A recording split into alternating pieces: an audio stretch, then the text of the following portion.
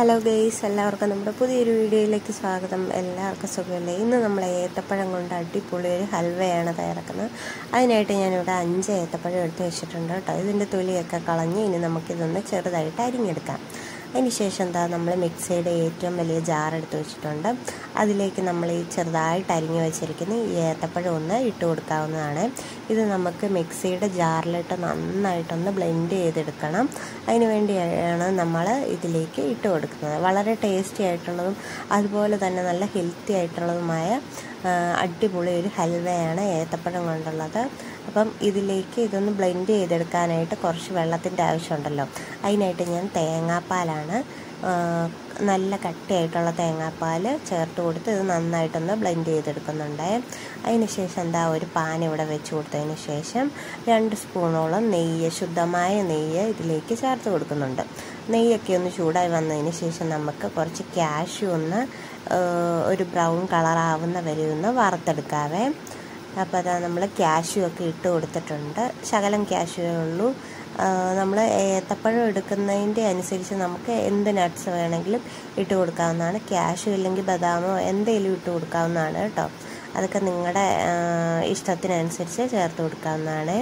അപ്പോൾ നമ്മുടെ ചാനൽ ആദ്യമായിട്ട് കാണുന്ന കൂട്ടുകാരൊക്കെ ഓടിപ്പോയി സബ്സ്ക്രൈബ് ചെയ്ത് സപ്പോർട്ട് ചെയ്യാൻ മറന്നേക്കരുത്. എൻ്റെ വീഡിയോസ് ഇഷ്ടപ്പെടുവാണെങ്കിൽ മാത്രം സബ്സ്ക്രൈബ് ചെയ്ത് സപ്പോർട്ട് ചെയ്താൽ മതിയേ. പിന്നെ നമ്മൾ ഇത് വറുത്തുകൊണ്ടിരിക്കുകയാണ്. ഇത് നന്നായിട്ട് വറുത്ത് വന്നിട്ടുണ്ട്. ഇനി നമുക്ക് ഇതൊന്ന് കോരിയെടുത്ത് മാറ്റി വെക്കാം. കാഷ്യൂ ഒക്കെ കോരിയെടുത്ത് മാറ്റി വെച്ചിട്ടുണ്ട്. നെയ്യ് നന്നായിട്ട് ചൂടായിട്ടിരിക്കുമല്ലേ, ഈ നെയ്യിലോട്ട് തന്നെ നമ്മൾ ഈ ബ്ലെൻഡ് ചെയ്ത് വെച്ചിരിക്കുന്ന ഈ ഏത്തപ്പഴത്തിൻ്റെ ഈ മിക്സ് ഇതിലേക്കൊന്ന് ചേർത്ത് കൊടുക്കുന്നുണ്ട് കേട്ടോ. അതിന് ശേഷം ഇത് നന്നായിട്ട് നമുക്കൊന്ന് ഇളക്കി കൊടുക്കാവേ. അടിയിലൊന്നും പിടിക്കാതെ നന്നായിട്ട് ഇളക്കി കൊടുക്കാം. അടിവശം കട്ടിയുള്ള ഒരു പാത്രത്തിൽ വേണം ഇത് തയ്യാറാക്കാനായിട്ട്. പെട്ടെന്ന് അടിയിൽ പിടിക്കും. അതുകൊണ്ട് നമുക്ക് ഇച്ചിരി അത്യാവശ്യം നല്ല കട്ടിയുള്ളൊരു പാത്രം തന്നെ എടുക്കേണ്ടതുണ്ട്. ഇതുപോലെ നന്നായിട്ട് ഇളക്കി കൊടുക്കാം. സാധാരണ ഹൽവയെ അപേക്ഷിച്ച് ഒരുപാടൊന്നും ഇളക്കേണ്ട, 10-20 മിനിറ്റ് കൊണ്ടാകുന്ന ഒരു ഹൽവയാണ്. അപ്പോൾ നമ്മൾ നേന്ത്രപ്പഴം എടുക്കുന്നതിൻ്റെയൊക്കെ അളവനുസരിച്ചും അതുപോലെ തന്നെ തേങ്ങാപ്പാലിൻ്റെ അളവും ഒക്കെ അനുസരിച്ച്, തേങ്ങാപ്പാലിൻ്റെ അകത്തെ വെള്ളത്തിൻ്റെ അളവും ഒക്കെ അനുസരിച്ച് നമുക്ക് ഇത് കുറുകി വരാനായിട്ട് സമയമെടുക്കും കേട്ടോ. ഇപ്പോൾ ഇത്രയൊന്നായി വന്നിട്ടുണ്ട്. ഞാൻ ഫ്ലെയിം കുറച്ച് വെച്ചിട്ടാണ് കേട്ടോ ഇതൊന്ന് ഇളക്കി കൊടുക്കുന്നത്. നന്നായിട്ട് ഇളക്കി കൊടുക്കാവേ. ഈ ഏത്തപ്പഴത്തിന് പകരം റോബസ്റ്റ പഴമാണെങ്കിലും എടുക്കുന്നതിന് കുഴപ്പമില്ല കേട്ടോ, നല്ല ടേസ്റ്റ് ആയിരിക്കും. അപ്പോൾ നമ്മൾ തേങ്ങാപ്പാൽ ബ്ലെൻഡ് ചെയ്യാനായിട്ട് എടുത്തതിൻ്റെ ബാലൻസ് 1 കപ്പ് തേങ്ങാപ്പാലുണ്ടായിരുന്നു, അതുകൂടി ഇതിലേക്ക് ഒഴിച്ചു കൊടുത്തിട്ടുണ്ട് കേട്ടോ.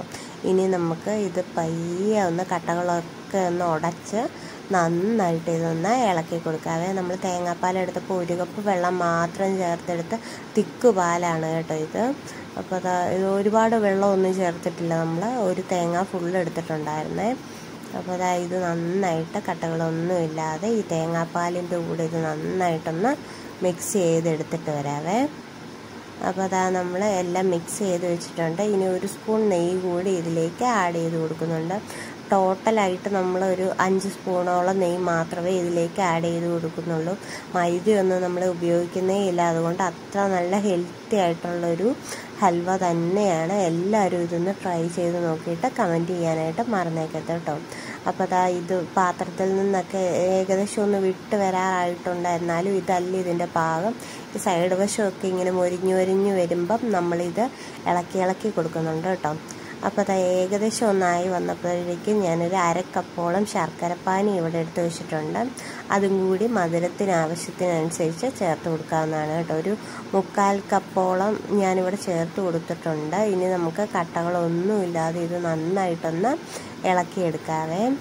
1 കട്ട ശർക്കരയ്ക്ക് ഞാൻ 1.5 ഗ്ലാസ് വെള്ളം ഒഴിച്ചാണ് ഇതൊന്ന് പാനിയാക്കി എടുത്ത്, എന്നിട്ട് ആ പാനി നമ്മൾ അരിച്ചെടുത്താണ് ഇതിലേക്ക് ഒഴിച്ചിരിക്കുന്നത്. അപ്പോൾ ഇത് നന്നായിട്ട് ഇളക്കി എടുത്തിട്ടുണ്ട്. ശർക്കരപ്പാനിയെല്ലാം ഇളക്കി നല്ല ഒരു ഇതാക്കി എടുത്തിട്ടുണ്ട്. ഇനി നമുക്ക് ഇതൊന്ന് വേഗം ഒന്ന് സെറ്റായി വരുന്നവരെ നന്നായിട്ടൊന്ന് ഇളക്കി കൊടുക്കാവേ. സൈഡിലൊന്നും പിടിക്കാതെ നമ്മളിത് നന്നായിട്ട് ഇളക്കി കൊടുക്കുന്നുണ്ട്. ഇനി ഇതിലേക്ക് കുറച്ച് മാത്രം വറുത്ത് വെച്ചിരിക്കുന്ന കാഷ്യൂ ആഡ് ചെയ്ത് കൊടുക്കുന്നുണ്ട്.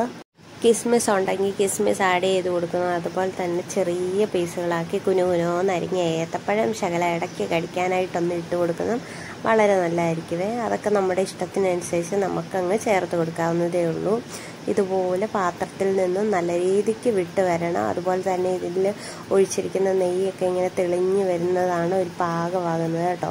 അപ്പോൾ അത് ഏകദേശം ആയി വരുന്നുണ്ട്. ആ സമയത്തേക്ക് ഞാൻ ചുക്കും ഏലക്കായും പൊടിച്ചതാണ് ഇതിലേക്ക് ഇട്ട് കൊടുക്കുന്നത്. ഏലക്ക ശകലം എടുത്ത് ഒരു 3-4 എണ്ണം എടുത്ത് പൊടിച്ചതും ശകലം ചുക്കുപൊടിയും ശകലം ജീരകവും കൂടി ഇട്ട് പൊടിച്ചതാണ് കേട്ടോ. 1 സ്പൂൺ പഞ്ചസാരയും കൂടി ചേർത്ത് പൊടിച്ചതാണ്. അതാണ് ഇതിലേക്ക് ഇപ്പോൾ ചേർത്ത് കൊടുത്ത പൗഡർ. എന്നിട്ട് നമുക്ക് ഇതെല്ലാം കൂടി നന്നായിട്ടൊന്ന് ഇളക്കി കൊടുക്കുക. ഇപ്പോൾ ഈ നെയ്യുടെയും ഏലക്കാപ്പൊടിയുടെ ഒക്കെ മണം വരുമ്പോൾ പ്രത്യേക ഒരു മണമാണ് കേട്ടോ. അടിപൊളിയാണ്.